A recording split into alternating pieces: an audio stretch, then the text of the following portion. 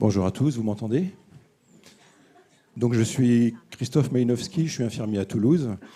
Donc vous remarquerez que Germaine n'est pas là, mais je pense qu'elle est partout dans cette salle.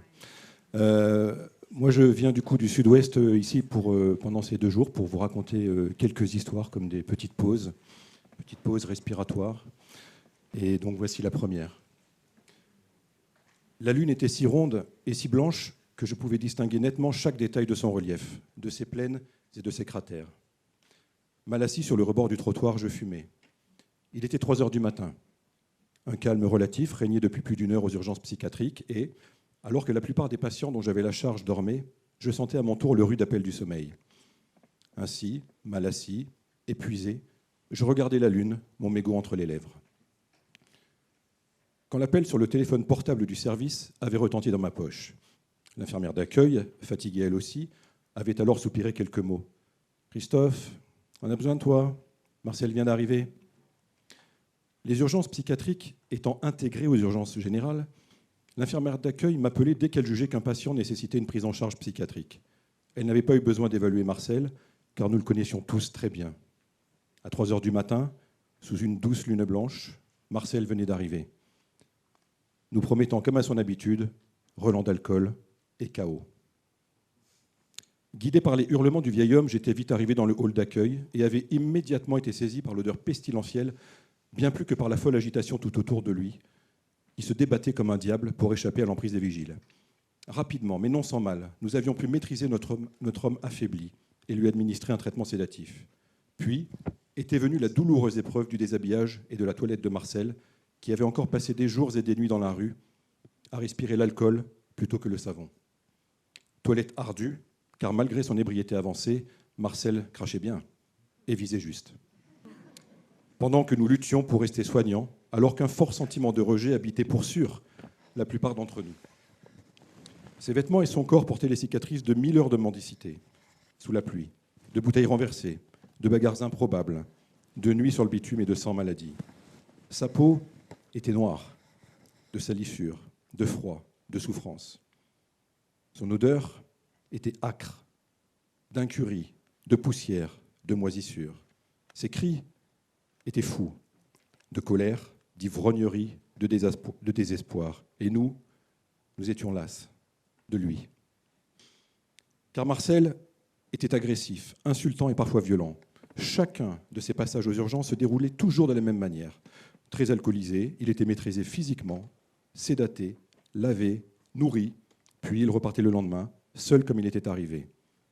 Aucune famille ne lui était connue. Oui, il venait, semait le chaos et repartait. Plus tard, devant des propos suicidaires pourtant habituels, il avait été transféré dans le service fermé des urgences. Ses menaces et insultes redoublaient alors comme toujours. À cet instant, peut-être pour fuir, je m'étais évadé spirituellement malgré moi. J'avais repensé à la lune, à sa blancheur, sa douceur et surtout son silence.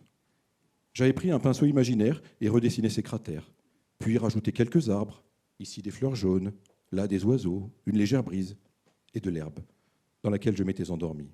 J'y serais resté des heures, des jours, toute une vie. Quand soudain,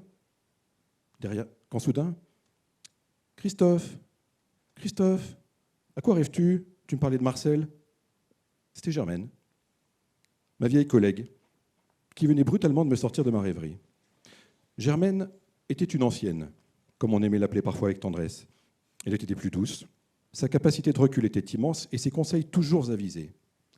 Certes, il lui arrivait parfois de s'accommoder des protocoles ou des habitudes du service, mais tout cela avait toujours du sens et un objectif unique, créer du lien.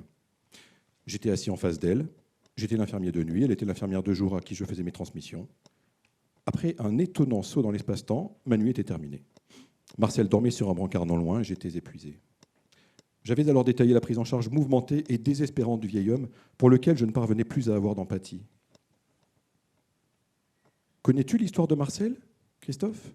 m'avait-elle demandé. À vrai dire, non, je ne la connaissais pas. Elle m'avait alors expliqué qu'il avait été professeur au collège dans une autre vie, avant que sa femme et ses 2 enfants ne décèdent brutalement dans un accident de voiture, alors qu'il en était le conducteur. Depuis ce jour-là, Sa vie avait basculé dans l'horreur, l'abandon, l'alcool et la rue.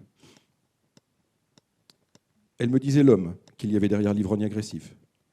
Elle me disait sa mélancolie derrière ses insultes. En fait, je ne connaissais pas mon patient.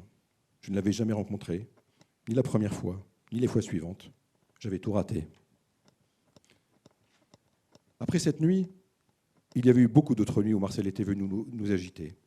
J'avais encore dû éviter de nombreux crachats, supporter l'insupportable odeur, accueillir cet homme dont personne ne voulait. Mais sans colère pour ma part désormais, juste de la peine et beaucoup d'émotion.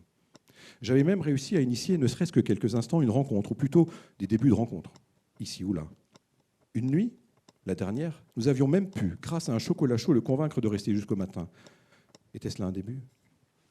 Depuis, je ne sais pas ce qu'est devenu Marcel, mais je le cherche encore d'un œil quand je marche dans la rue, en me disant que, peut-être, il acceptera de prendre ma main et de venir s'allonger dans l'herbe, à mes côtés, quelques instants, sur la lune, pour s'y détendre avec moi.